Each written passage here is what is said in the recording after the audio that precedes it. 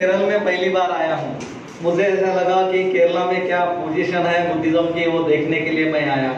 जैसा केरला में नहीं, मैं महाराष्ट्र में पैदा हुआ हूँगा, लेकिन गलती से महाराष्ट्र चले गया होगा, ऐसा मुझे यहाँ महसूस होता है। तो इसी जैसा मुझे प्यार, अपनापन, स्नेह आप लोगों के इसमें मुझे दिखाई दे रहा है। आप लोगों को मिलकर मुझे बहुत खुशी हुई। इनमें 3 लोगों का बहुत बड़ा अमूल्य सहयोग है, जिसके कारण मैं आप लोगों को मिल सका। पहले है भंते कश्यप, दूसरे है विजयन्नम और तीसरे अखिलेश जी। ये 3 लोगों के कारण मैं आप लोगों के सामने आ सका और मिल सका। हम हमारे परिवार में जब हमारा बर्थ होता है, जन्म होता है, तो हम हमारा ही कल्याण कर सकते हैं।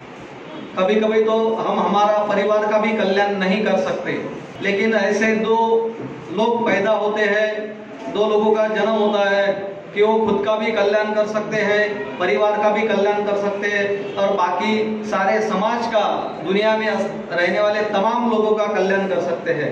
एक तो है बुद्ध और दूसरे है बोधिसत्व। जब बुद्ध का जन्म होता है तो सभी लोग सुख शांति से रह सकते हैं, एक दिन नहीं, हजारों सालों तक। बोधिसत्व भी जब जन्म लेते हैं तो वो खुद का और बाकी मनुष्य योनि का भी, मनुष्य लोगों का भी बहुत दिनों तक, बहुत सालों तक कल्याण कर सकते हैं।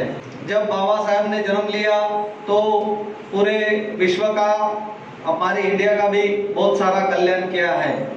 हम इंडिया का कल्याण किया है, ये तो संविधान के माध्यम से जान सकते हैं कि जो हमको अधिकार नहीं था वो हमें अधिकार मिला है। हम वर्ल्ड की बात करेंगे, विश्व की बात करेंगे तो कनाडा ऐसा एक जो देश है, वो अभी 2021 साल में बाबा साहब के जन्मदिन पर उन्होंने समता दिन मान्य करने का प्रस्ताव रखा है। ये 14 अप्रैल को बाबा साहब के नाम पर समता दिन कनाडा में प्रस्तावित करने का संकल्प उन्होंने 2021 में लिया है। हमारे परिवार में जो लोग रहते हैं उनके प्रति हमारा स्नेह रहता है कि नहीं रहता है।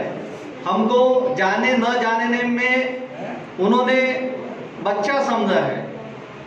किसने? डॉक्टर बाबा साहेब आम्बेडकर ने। उनका राजरत्न नाम का एक जो बेटा था, जिस दिन उसकी डेथ हो गई, उस दिन गोलमेज परिषद बाबा साहेब को जाना था। सबसे प्यारा बच्चा, जिसके लिए बाबा साहेब बहुत कुछ स्वप्न रखते थे, ख्वाब रखते थे, वो जिस दिन चले गया उस दिन उनको घर पे आने का मौका भी नहीं मिला। इसलिए तो सिर्फ हमारे लिए। तो देखिए बाबा साहब का स्नेह हमारे प्रति खुद के बच्चे से कितना ज्यादा था, जबकि हमको वो तो पहचानते भी नहीं थे। जब मैं यहाँ केरल में आया तो भंते के साथ इनके जो फ्रेंड्स थे उनका देहांत हुआ था, डेथ हुआ था, मैं वहाँ गया था। वहाँ देखा मैंने कि जो डेड बॉडी आई थी वो पहले एक क्वाट था, उसके बाद में केले का जो बनाना का जो पत्ता था वो रखा था और उसके बाद में वो डेड बॉडी रखी थी। ऐसा मैंने मेरे आंखों से देखा है। भंते को मैंने पूछा कि भंते ये बनाना का पत्ता क्यों रखा डेड बॉडी के नीचे? तो भंते ने बताया कि ये जो केले का जो पत्ता है ये इसीलिए रखते हैं कि हमारे पूर्वजों लोगों ने इसका बहुत खुद के लिए, मनुष्य के लिए यूज किया है। हो सकता है कि मैं मेरे दिमाग से सोचा हूँ कि वो केले का पत्ता जब हमारे पास तन पर कपड़े नहीं थे तो हम लपेटते भी होंगे, ऐसा मेरे मन में ख्याल आया। लेकिन 1900 साल में जब बाबा साहब का बच्चा राजरत्न मरा, गुजर गया, डेथ हो गई, तो उनको वो लेके जाने के लिए बिल्कुल कपड़ा नहीं था। इतने बड़े विद्वान होने के बाद में भी उनकी ही परिस्थिति थी। इसका मतलब यह है कि खुद के परिवार पर इतना ध्यान नहीं दिया। वो परिवार अपना जो पुत्र था, पत्नी थी, भाई बहन थे, उनको ही परिवार नहीं मानते थे। तो परिवार बाबा साहब केरल का रहने का हर आदमी को मानते थे। यूपी के हर आदमी को मानते थे, अपने परिवार का एमपी के, उत्तर प्रदेश के, महाराष्ट्र के, तमिलनाडु, तेलंगाना, आंध्र प्रदेश, कर्नाटका हो, जम्मू कश्मीर हो, इंडिया में रहने वाले हर आदमी को, हर परिवार को अपना परिवार ही समझते थे। तो जब हमारे बाबा साहब हमारे बारे में इतना सोचते हैं तो हमने भी बाबा साहब ने दिया हुआ रास्ते पे सही ढंग से चलना चाहिए। बाबा साहब कभी धन के पीछे नहीं भागे, हमको भी वही उन्होंने शिक्षा दी है। वो शिक्षा त्रिशरण है, पंचशील है, बुद्ध का मार्ग है। तो हम भी डॉक्टर बाबा साहेब अम्बेडकर ने जो बताया हुआ मार्ग है उस मार्ग पर चलने की कोशिश करेंगे तो निश्चित ही सफल हो जाएंगे। हम अक्सर हमारा जहाँ फायदा होता है वही रास्ते से चलने का देखते हैं, लेकिन हमारा असली फायदा काहे में है वो हमने आज तक देखा नहीं है। तो हमारा जो लाभ है, वो फायदा है, वो सील पालन में है। तो जो डॉक्टर बाबा साहब ने हमारे ऊपर उपकार किए हैं उसको हम कभी भूल नहीं सकते। एक बात से हमें समझ में आएगा, एक छोटी कहानी मैं आपको बताऊंगा। 2 लोग 4 लोग चौक में आके बैठते हैं। तो एक आदमी आया और बोला कि मैं मेरे जीवन के 50-60 पूरे किए हुए हैं, तो मेरे 50 साल पूरे करने में मैंने देखा, मैंने सोचा, मैंने जाना कि पैसा के सिवा कोई भी काम होता नहीं, पैसा सर्वश्रेष्ठ है। 2-4 लोगों के साथ जैसे वो बात कर रहा था उसमें उसका एक मित्र भी आया। उसका जब मित्र आया वो बोलता है कि मैंने भी 55 साल जीवन के पूरे किए हुए हैं, लेकिन धन सब कुछ नहीं है, पैसा सब कुछ नहीं है, ज्ञान सर्वश्रेष्ठ है। तो 2 लोगों में झगड़ा चालू हो गया। तो एक बोलता है नॉलेज श्रेष्ठ है और दूसरा बोलता है पैसा श्रेष्ठ है। दोनों का झगड़ा इतना बढ़ गया है कि 50 लोग जमा हो गए। आधे लोग 25 लोग एक तरफ हो गए और 25 लोग दूसरे तरफ हो गए। तो इन सब लोगों का झगड़ा चालू हो गया कि एक बोलता है, एक गढ़ बोलता है कि पैसा श्रेष्ठ है, दूसरा बोलता है कि ज्ञान श्रेष्ठ है, नॉलेज श्रेष्ठ है। जब 50 लोगों का झगड़ा संघर्ष ज्यादा बढ़ा तो पूरे गांव के लोग जमा हो गए। पूरे नगर के लोग, ग्राम के लोग 2 गुट में बढ़ गए। एक गढ़ बोलता है कि पैसा श्रेष्ठ है, दूसरा बोलता है नॉलेज श्रेष्ठ है। पूरे नगर में ऐसी परिस्थिति हो गई थी कि अभी किसी की हत्या हो सकती है। तो कुछ ज्ञानी लोग सामने आए और बोला उन्होंने कि आप झगड़ा मत कीजिए, आपका जो प्रश्न है धन श्रेष्ठ है, पैसा श्रेष्ठ है कि ज्ञान श्रेष्ठ है कि नॉलेज श्रेष्ठ है, वो अपने राजा के पास आप बात रखिए। तो सब लोगों को उन लोगों की सलाह जो है वो मान्य हो गई और राजा के पास चले गए। जब राजा ने वो प्रश्न सुना तो उसको लगा कि ये तो बहुत कठिन काम है। राजा को ऐसा लगा मैं अगर पैसा श्रेष्ठ बोलूं तो लोग बोलेंगे राजा को ज्ञान नहीं है, नॉलेज नहीं है, चेयर खाली कर, कुर्सी खाली कर। अगर नॉलेज को श्रेष्ठ बोलता हूँ और पैसा श्रेष्ठ नहीं है तो मेरी जो तिजोरी है, जो धन है, राज का राजकोष, वो सब लोग लेके चले जाएंगे कि धन श्रेष्ठ नहीं है करके। तो ऐसा लगा ना ही धन श्रेष्ठ बोल सकता, ना पैसा बोल सकता है, ना ही नॉलेज श्रेष्ठ है ऐसा बोल सकता है। तो सोचने के लिए पब्लिक को बोला कि हमें 10 दिन का टाइम दीजिए। उसका डिसीजन देने के लिए राजा ने जो 10 दिन मांगे, 10 दिन के बाद पूरे के पूरे लोग और जमा हो गए दरबार में। राजा फिर भी डिसीजन नहीं दे सका।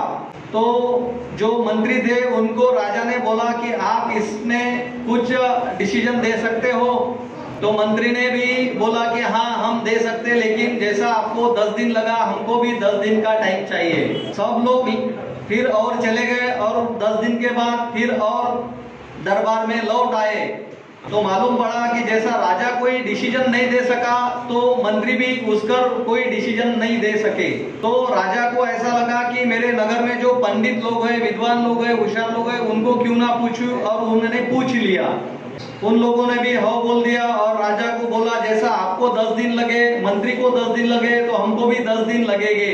10 दिन के बाद मालूम पड़ा कि जो पंडित लोग थे उनको भी वो भी डिसीजन नहीं दे सके। तो राजा को लगा कि मेरा राज्य में इतनी जो केस है वो नहीं फाइनल कर सकता, तो रोम का जो सम्राट है उसके पास क्यों न भेजूं।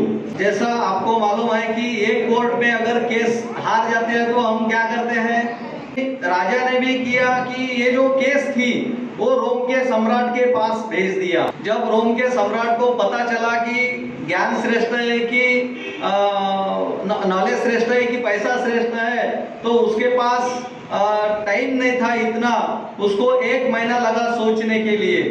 1 माह सोचने के बाद उसको ऐसा लगा कि मैं उसके ऊपर डिसीजन नहीं दे सकता।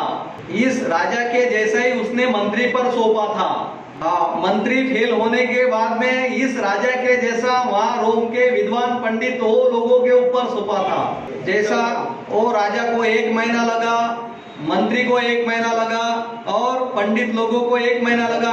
कितने महीने गए, कितने मंथ्स? 3 मंथ। 3 महीने में बहुत सारा धन भी खर्चा हो गया था रोम के सम्राट का। तो उसको लगा कि ये जो 2 लोग वो राजा ने भेजा वो पागल है, मेंटल है। तो रोम के सम्राट को लगा ना ही मैं पैसे को श्रेष्ठ बोल सकता, ना ही ज्ञान को श्रेष्ठ बोल सकता हूँ। तो रोम के सम्राट को डिसीजन तो देना ही था, तो उसने डिसीजन दे दिया कि इनको दोनों को फांसी दी जाए। तो वो दोनों को फांसी देने का डिसीजन उसने दे दिया। तो दोनों फिर झगड़ा करने लगे। छोटी सी बात पर मुझे मेरी जान गंवाना पड़ती है, एक दूसरे को बोल रहे।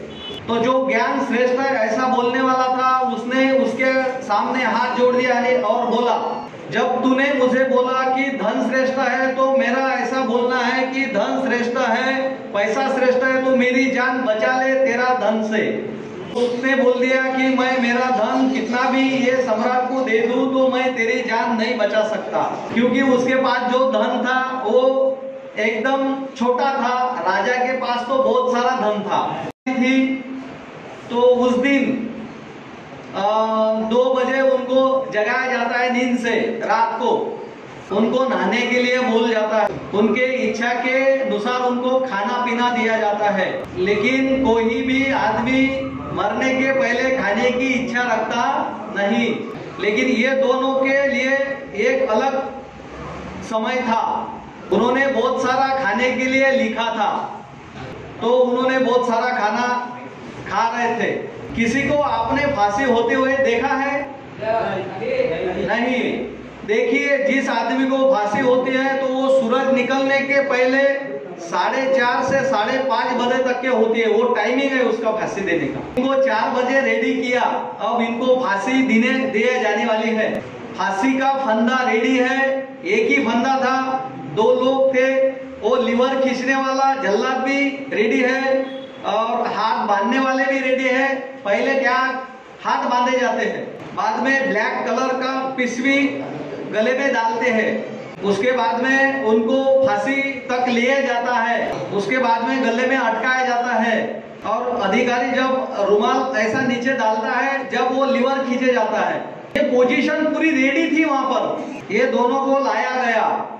दोनों को लाने के बाद में एक जो सैनिक था उसने एक आदमी का हाथ पकड़ा सामने लेके जाने के लिए, हाथ बांधने के लिए।